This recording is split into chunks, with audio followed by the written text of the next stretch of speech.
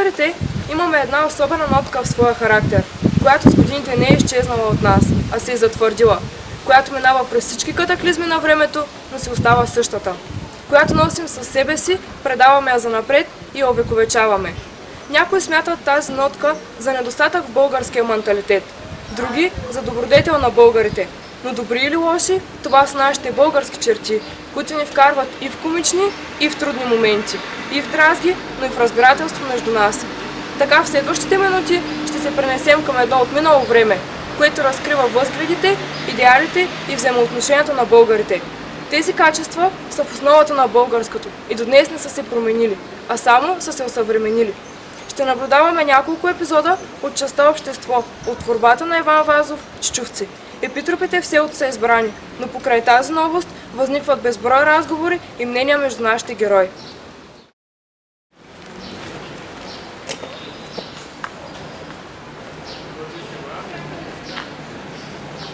Добро утро ти, върваме! Ако не е добро, то си е за него. Но то е речено, тъй да се рече. Копринарка, как я носиш тая пустина? Жигата е дяволска, пъди се да не избръзнеш.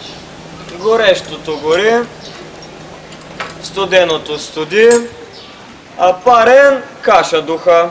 Да не искаш да речеш, че Фараван преди 11 години е лежал по Петров ден от тежка болест. Селям съда едва.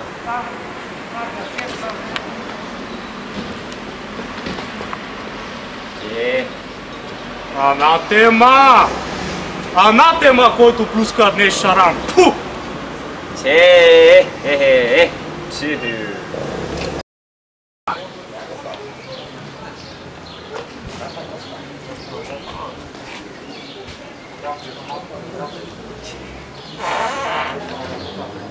Избраха ли епитропите? Избраха ги? Кои? Как? Кои ще изберат? Срам за българския народ. Селям се за копринарката. Ая!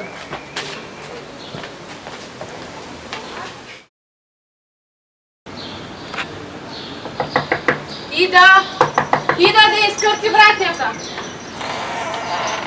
Избраха ги! Кого, ма? Епитропите! Избрали епитропите? Копринарката и Селям съза! Ами, не думай! Избраха ги! Ама кога, ма? Избраха ги, Боже, избраха ги! Избраха ги!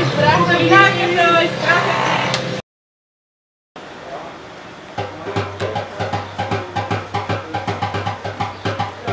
Ой, гиди радо, русокосо момиче, я иди кажи на майка си Димитро, да не ражда другоче докато те. Я иди кажи на майка си ато те.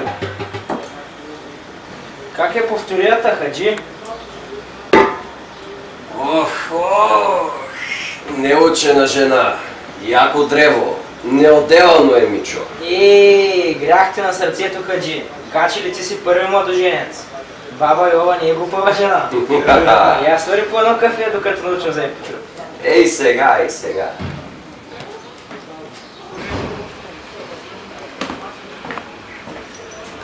Заповядай. Може да не е глупава моята повтория, ама не е чела писанието. Аз, Мичо, съм ходил на мора и Букурещ. Познавам Влашко, Везувия. Везувия е планина, близо Мъртвото море. Там като остров Пърто. Само изкача огън и пуше кисиньо и небе. Аз, Мичо, познавам 99 народа. И ей това е викам вчера на моята повтория. Виждал съм и храма на Соломона. Соломон и той е бил умен човек. И той. Соломон е имал 900 повтори, вика ми. Аз имам само една. И не я му давам, бе. А тя, хаджи? Тя ли? Тя вика, и гащи ще дадеш новия пусти сиротник, дето като дойде и кафето си не плаща.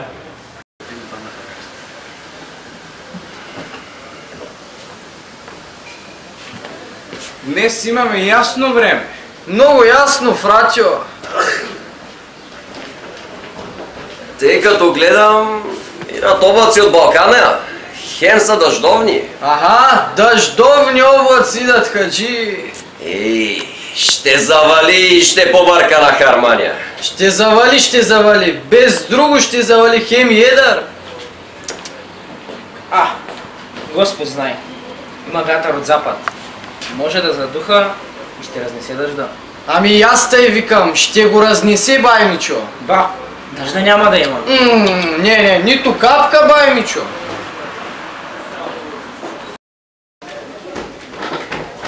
Иванчо, какво ново в бакалницата?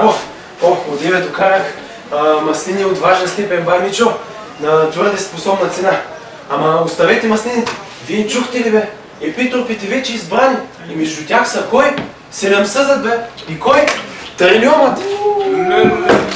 Добро, хубаво. И Тарлиома и Селямсъза са добри и почтенни хора. Но нямат съгласието.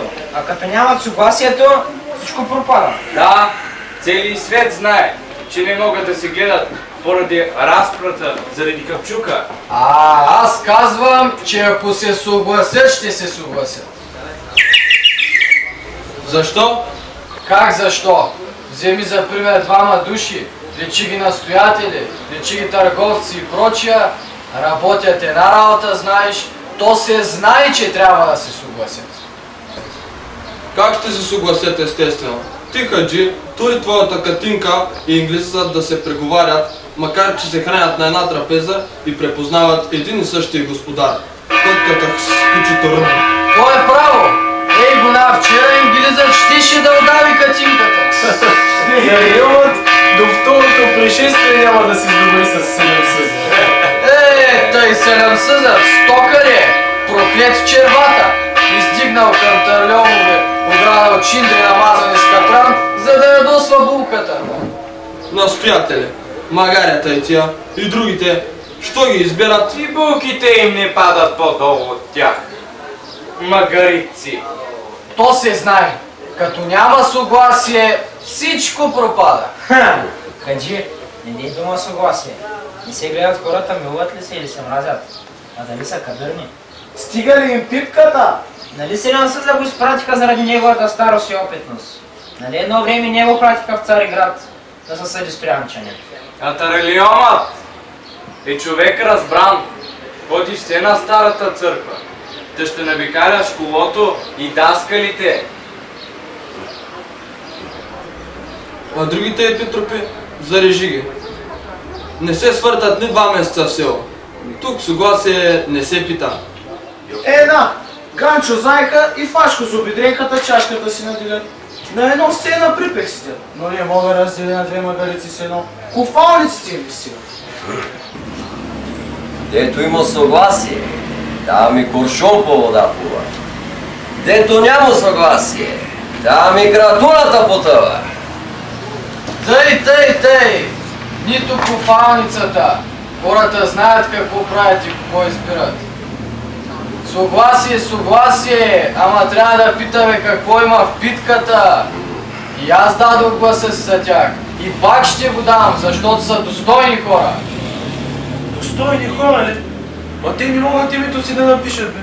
Тарлиомът се подписва Варлам. Сиреч не Варлам. Тоест на вместо види фер. И сяда едно и прочи, бе. Че то Варлам, все едно е. От какво толкова си има? Как все едно? Значи е все едно да държиш бухалка и перо. Назад вървим. Не ни бива ни за Бъзов гребен. Признай си, Иванчо, че настроението ти иде, защото не биде избран настоятел. Тая пакост ми е направил още оня волтерянец Даскал Гатю. Но знае аз един път дето се карахме за правописание. Да не, той изгорял с писанията ти, Иванчо. Тишки аз да бях изгорял, та не писанията ми. За народа загуба велика. Иванчо Йотович, ничтожни.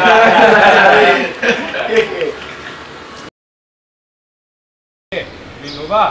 Кой е Тарлиома? Аха, зидали да лапна требаницата цяла. Тежко вам, че е угодничета. Запря се не говори свачка за видринката. Ама защо така забързваме? Оче, дойдеш до края по древо.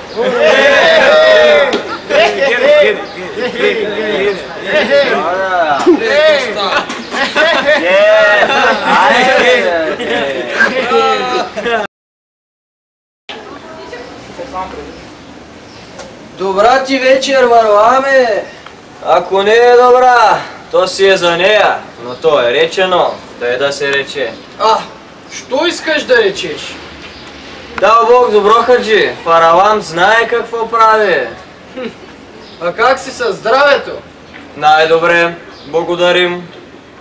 Жената как е? Чедото било на път, а? Най-добре, благодарим. Тя ми бе сварила фасулена чорбица, само прекарала оцета. Та киселеше, като успивката на Фачо с обидренката. Свали милята сме, най-добре, благодарим. Отдавна не си ми идвал, хаджи. Ами за това наминах, Варламе, да поприказваме спокойно, за това, за онова. Ами да поприказваме. За кокошките или за преждата? За политиката. А може и за луната? Гледай месечината, Варламе, това ще да е нещо голямо. Санким, ако гледаш лицето му, прилича на живо. И кой знае пък? Може да е живо, хаджи, може да е мъртво. Всичко е умишление. Виж там барата. Ако една мравунка се спре пред нея, ще каже море. Ти ще кажеш бара е. А Фаравам ти казва океане. Чудесата Господни са чудесни. Ами, ако падне въз нас, както си седим тъй, страшно! Не пада, хаджи, не пада. А ти вярваш ли, че тя е звезда? Това го учи нашия копилак преподидаскал Мироновски, протестантин цял. Та да си дойдем на приказката. Звезда си. Звезда. И учени, и пророци, и благородни. Според писанията, дето са писували, така са го нарекли. И така си е било. От века до века. Слънце позна запад свой. Каква ти звезда и какво ти удивление. Много чело, много знае. Добро, хубаво, че теб те избраха за епитроп. И аз дадох гласа си за тебе. Да ти е честита високата длъжност и на добър час, Варламе! Благодаря, хаджи! Навесто! Що гледаш така, дяда си? По коледни пости ще ми ударя, че и се лазарника. Що ма гледаш така, а? Иване, ти отде имаш тази серифе на кутиите, бе? Тая попе ми остана наследство от баща ми. А му бе подарък от една ханъмка. Еми не ханъм. Дет се оженила за либийския паша, Ирив паша. На дяда му Хаджи Тодора, който имаше 12 еврата гьо и умря от една пъпка на носа, като отива на Неврокопския панер с Ростос, бе. С нечай. Коя неча, бе, Иване? Гюлюбаня, бе. Бе, Гюлюбанялата неча, бе. Ей, Иване, хубава е новата ти ракийка, бе. Че как? Ама да знаеш, да и туриша на сонна. Парлива, като циганска силовка. Така е, така е. Ей, весела вас сега, не бе. 14 деца, голяма благодат. Правилно. Само освен теб, никой в този град не може да изброи имената на 14 деца, без да сбърка. Право думаш. А я сега кажи кой на кого си кръстил. Петра съм ме кръстил на дяда Петра. Баща на баща ми, разбираш. А Ивана на баща ми Иван, който умря през чумната година, Бог да го проси. Ставри, на Вуйчо Ставри, от Ставрос. Нали ма знаеш, аз мразя патикът. Не! Даже сме. Бога ти ги поживи и свети и честни и кръст. Амин. А пък Маноля? Емануиля, роди сина, нарече му име Емануиля. Той същият. Емануила, на прадочет ми Манол, Мануила. Който се ожени за Хаджи Акимовата щерка, сеща се, дето деца разкълги. И така нататък. Да. А попе, най-малкият кръстих Моисейчо. Он се доби на лозето. Той бе, той бе. Ще власти на слога, Същият. Кръсти го Моисейчо. Едно, защото ми напомня древният еврейски законодател, който фараоновеца нашла тръстиката на Нилския бряг, разбираш ли? Брей, къл море, брасниш бе. Добре, че те избраха за Епитър. Да ти е честито. А попе, другото, което е най-важно, че всички имена от рода ми, които бяха завзети вече. Аз не ще да взимам имена за децата ми от календара, както прави оня сеща се. Иван Чильотата. Кръстил дъщеря си Андродики. Сиреч, мъже победителка. Име ли е това, бе? Видиш ли това, Иване? Мисли ти за нещо, което всякога ме вкарал в удивление. Кое, бе? Свети Харавани. Човек, дето има 14 деца и познава целия свет. Правилно! Аз, освен Търмиома, аз на този капчук да му простя никогиш! Да. Иване, човек, дето ще закача моите пулки, какъв се с? Ами си реч, човек, който не поздравява никого. Кажи ми сега, защо то спря Корджана? Защо? Няма правда, попе. Така е.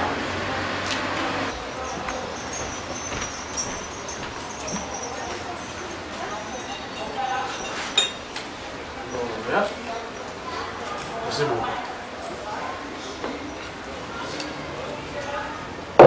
Булка, я ми запей от една песен. Аз съм бедна българка, всички съм ви родила. Я повтори по-силната чуят Търлионова. Аз съм бедна българка, всички съм ви родила. Гарнясала сланино, дано да се въвонеш. Дървенице кървопийке, дано да пукнеш. Да те порази Господ. Да те убие чута. Да те прокъсне. Да се вампирясаш. Огън да гори тебе и децата ти. Живеница да ви зели двама ви. Гиди, свиньо, 12 киньо. Гири, алва куковице. На въже да видя мъжа ти и ти отдолу да му люлеш краката. На кол набит да видя твоя и самодивиде град, хора около него!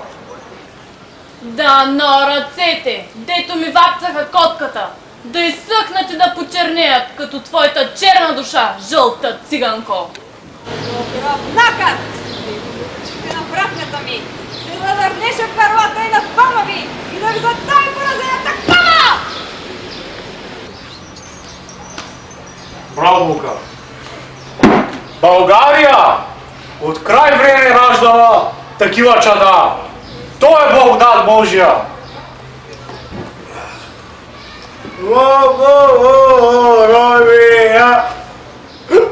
Благодат Божия.